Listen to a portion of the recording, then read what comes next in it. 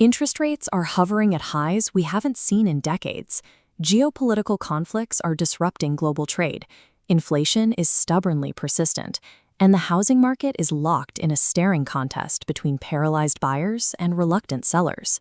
Faced with this level of external uncertainty, the default human response is fear, and that fear is constantly fed by the sheer volume of data we process, anywhere from 60 to 80,000 individual thoughts every single day.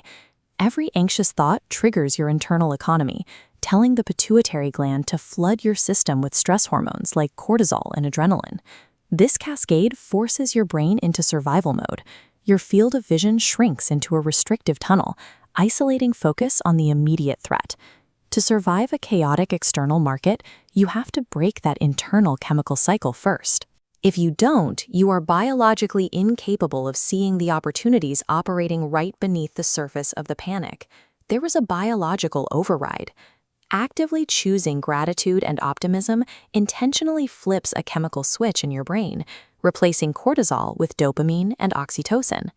Once those new chemicals stabilize your internal economy, the external economy stops looking like an unpredictable monster. You start to see it as a set of mechanical rules playing out precisely as designed. Take the global oil market. The United States currently produces a massive 14 million barrels of oil every single day, more than almost anyone else on Earth. Yet prices at the gas pump remain high. The math doesn't seem to add up until you look at the physical infrastructure. The oil we pump today is primarily light sweet crude, but American refineries, built decades ago, were engineered specifically to process heavy sour crude. We physically cannot refine the exact oil we pull from our own ground. We have to load millions of barrels onto export ships, send them away, and then import foreign oil that our aging domestic machines can actually digest. What a panicked brain perceives as senseless pricing is actually a straightforward logistical mismatch. Remove the fear, and the mechanics become visible. This same clarity applies to the Federal Reserve. Right now, there is widespread public anxiety that persistent inflation will inevitably crush consumer spending and stall the broader economy. But Federal Reserve Chairman Jerome Powell is monitoring a different metric.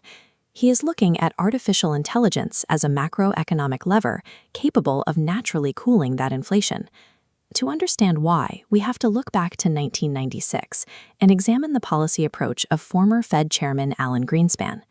While other board members aggressively pressured him to hike rates, Greenspan held off. He recognized that the early internet was about to deliver a massive productivity boost, a force that would stabilize prices without requiring him to slam the brakes on the economy. Powell sees AI following that exact historical blueprint.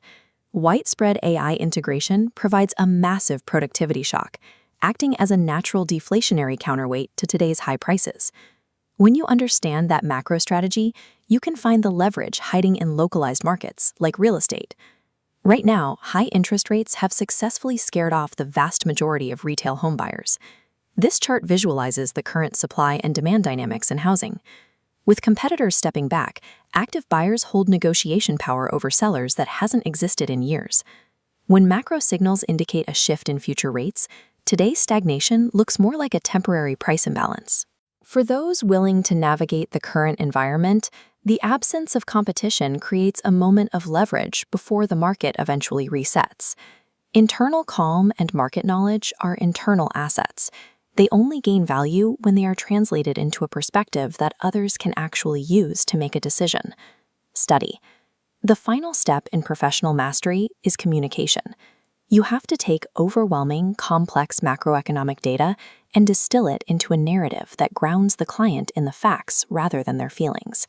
The most effective way to provide that perspective is to anchor the client in time. You show them exactly where the market is now, the specific events that brought us to this point, and the data-driven path forward. This structure replaces abstract anxiety with a concrete map. It allows the client to move past the biological freeze of the internal economy and into a space where they can evaluate a calculated move. When you consistently frame information this way, you stop sounding like just another panicked voice in the crowd. You become the guide who can find the signal within the noise.